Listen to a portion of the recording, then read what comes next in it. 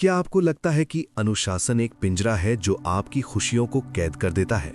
सच तो यह है कि अनुशासन पिंजरा नहीं बल्कि असली आजादी की चाबी है। बिना अनुशासन के आप अपनी अस्थायी भावनाओं, आलस और बाहरी परिस्थितियों के गुलाम बन जाते हैं।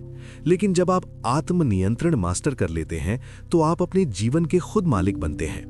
अनुशासन वो हुनर है जो आपको वो करने की शक्ति देता है जो आपके भविष्य के लिए सही है, ना कि वो जो उस पल में आसान लगता है। जरा सोचिए राहुल के बारे में। राहुल हर रोज सुबह 7 बजे का अलार्म लगाता है, लेकिन जैसे ही अलार्म बजता है वो स्नूज बटन दबा देता है। वो अपनी नौकरी से बोर हो चुका है, वो फिट होना चाहता है, लेकिन जिम जाने के बजाय वो रात भर सोशल मीडिया पर स्क्रॉल करता रहता है। राहुल कोई बुरा इंसान नहीं है, वो बस ऑटो पायलट पर जी रहा है, जैसा कि समाज ने हमें सिखाया है। वो अपनी तात्कालिक खुशी के पीछे भाग रहा है, जबकि उसके बड़े सपने कहीं पीछे छूटते जा रहे हैं। डैनियल वॉल्टर की किताब द पावर ऑफ डिसिप्लिन हमें सिखाती है कि हम राहुल जैसी स्थिति से बाहर कैसे निकल सकते हैं। ये केवल प्रेरणा देने वाली किताब नहीं है, बल्कि मनोवैज्ञानिक शोध और व्यावहारिक रणनीतियों पर आधारित एक व्यावहारिक मार्गदर्शिका है। ये हमें सिखाती है कि कैसे अपनी इच्छा शक्ति को एक इंजन की तरह इस्तेमाल करके अपने सपनों को हकीकत में बदला जा सकता है। ज्यादातर लोग मानते हैं कि अनुशासन एक ऐसा गुण है जिसके साथ कुछ लोग पैदा होते हैं, लेकिन डैनियल वॉल्टर कहते हैं कि ये एक हुनर है जिसे अभ्यास से सीखा जा सकता है। हमारे मस्तिष्क में लगभग 100 बिलियन न्यूरॉन्स होते हैं जो आत्मनियंत्रण में बड़ी भूमिका निभाते हैं।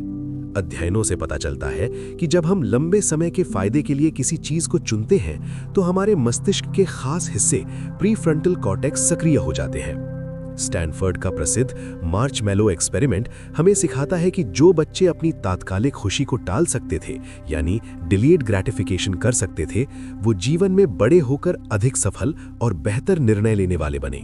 लेकिन याद रखें, इच्छा शक्ति यानी विल पावर भी एक मांसपेशी की तरह है। इसे बहुत ज्यादा इस्तेमाल करने से थकान हो सकती है, जिसे विल पावर फटीग कहते हैं।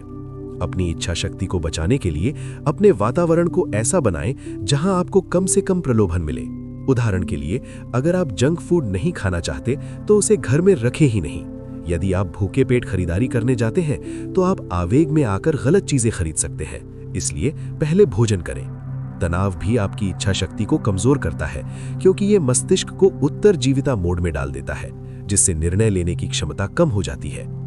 दुनिया के सबसे अनुशासित लोगों में से एक नेवी सील्स एक सिद्धांत का पालन करते हैं, जिसे 40% नियम कहा जाता है।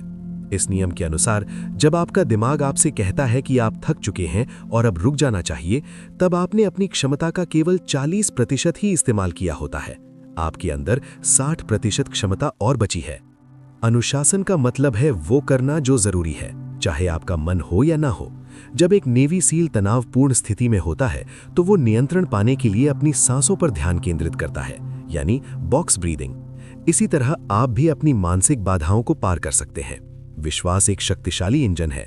जब आप खुद पर विश्वास करते हैं तो आपका दिमाग आपका सबसे अच्छा दोस्त बन जाता है, लेकिन असफलता की कहानी स्वीकार करने पर वो आपका सबसे बड़ा दुश्मन बन जाता है। यहाँ 10x नियम भी काम आता है। अपने लक्ष्यों को अपनी इच्छा से 10 गुना बड़ा सेट करें। यह आपको अपनी संभावनाओं के बारे में अलग तरह से सोचने और बड़े कदम उठाने के लिए मजबूर करेगा। एक सफल दिन की शुरुआत एक सख्त सुबह के रूटीन से होती है। बराक ओबामा और ओपरा विनफ्री जैसे सफल लोग एक निश्चित दिनचर्या का पालन करते हैं, जो उनके पूरे दिन की लय सेट कर देती है। सुबह समय पर उठना और स्नूज बटन ना दबाना आपके अनुशासन की पहली जीत है। सुबह 8 बजे से पहले 2 आदतें डालने की कोशिश करें: ध्यान और पढ़ना।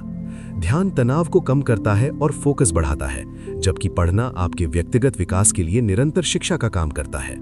इसके अलावा रात का आखिरी घंटा भी उतना ही महत्वपूर्ण है। सोने से पहले डिजिटल उपकरणों को बंद करना और एक शांत रूटीन बनाना आपकी नींद की गुणवत्ता और अगले दिन की उत्पादकता के लिए जरूरी है।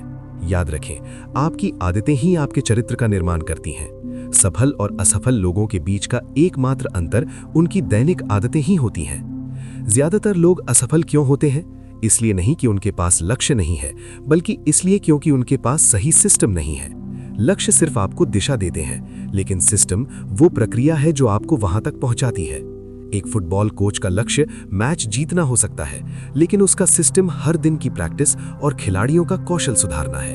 अपनी पहचान बदलिए। ये ना कहिए कि मैं सुबह उठने की कोशिश कर रहा हूं, बल्कि कहिए मैं वो व्यक्ति हूं जो जल्दी उठता है।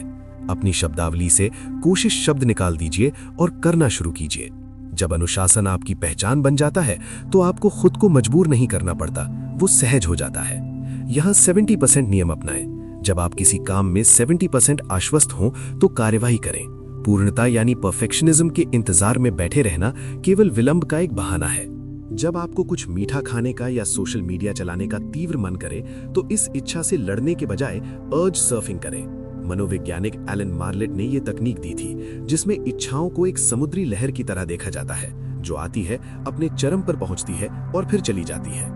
इस इच्छा को दबाने की कोशिश ना करें, क्योंकि दबाने से वो और प्रबल होती है, जैसे सफेद हाथी के बारे में ना सोचने की कोशिश करना।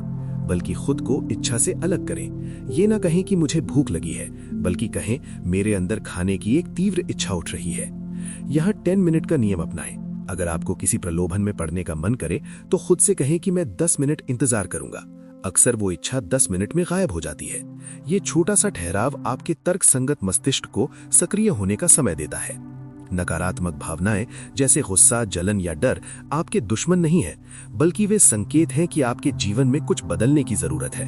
गुस्सा, अगर इसे दबाने के बजाय इसकी ऊर्जा को अपने जिम रूटीन या किसी कठिन काम में झोंक दें। जलन, ये आपको बताती है कि आप वास्तव में जीवन में क्या चाहते हैं। इसे दूसरों को नीचा दिखाने के बजाय अपने लक्ष्यों को पहचानने में इस्तेमाल करें। डर और चिंता, इसे तैयारी के लिए इस्तेमाल करें।